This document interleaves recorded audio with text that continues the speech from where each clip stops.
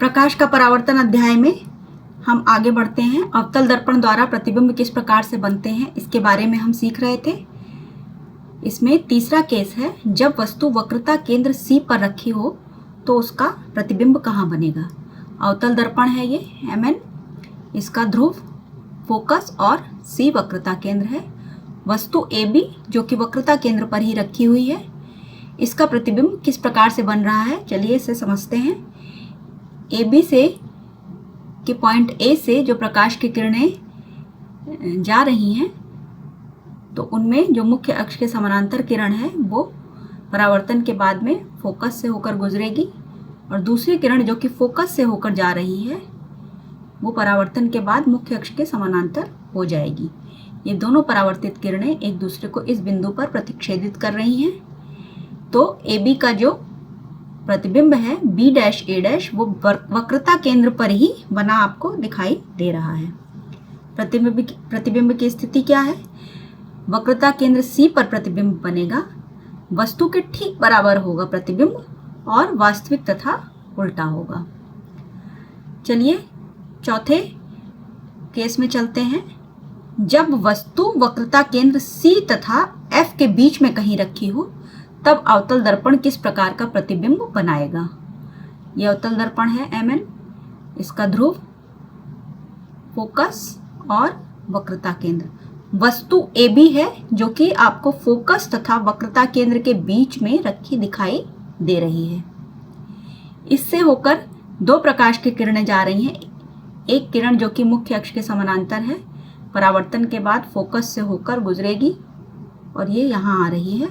दूसरी किरण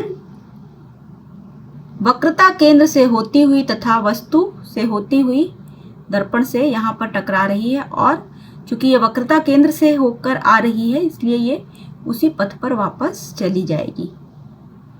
तो परावर्तन के बाद ये दोनों किरणें एक दूसरे को यहाँ इस बिंदु पर प्रतिच्छेदित कर रही हैं। यहीं पर वस्तु का प्रतिबिंब बनेगा B' A'। जैसा कि आपको दिख रहा है, वस्तु AB का प्रतिबिंब B' A' C के पीछे बन रहा है, वक्रता केंद्र के पीछे बन रहा है। प्रतिबिंब की स्थिति क्या है, प्रतिबिंब C के पीछे बनेगा, वस्तु से बड़ा होगा या विवर्धित इसको कहा जाता है। प्रतिबिंब वस्तु से काफी बड़ा बनेगा, वास्तविक तथा उल्टा बनेगा। पांचवा केस पर आते हैं। जब वस्तु फोकस पर रखी जाए, ऐसी स्थिति में क्या होगा। जब वस्तु फोकस पर रखी जाती है तब अवतल दर्पण द्वारा किस प्रकार का प्रतिबिंब बनता है। बस दर्पण का ध्रुव है, ये फोकस और ये वक्रता केंद्र। वस्तु को फोकस पर रखा गया है, वस्तु है AB, प्रकाश की किरण जो कि मुख्य अक्ष के समानांतर है, परावर्तन के बाद फोकस से होकर ही जाएगी। दूसरी प्रकाश की किरण जो कि वक्रता केंद्र से होती हुई तथा वस्तु से होती हुई यहाँ दर्पण पर गिरती है तो परावर्तन के बाद उसी पथ पर वापस लौट जाएगी क्योंकि ये वक्रता केंद्र से होकर आ रही है।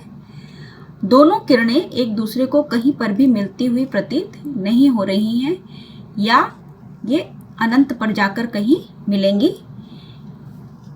इसलिए जो वस्तु प्रतिबिंब की स्थिति है वो अनंत पर होगी।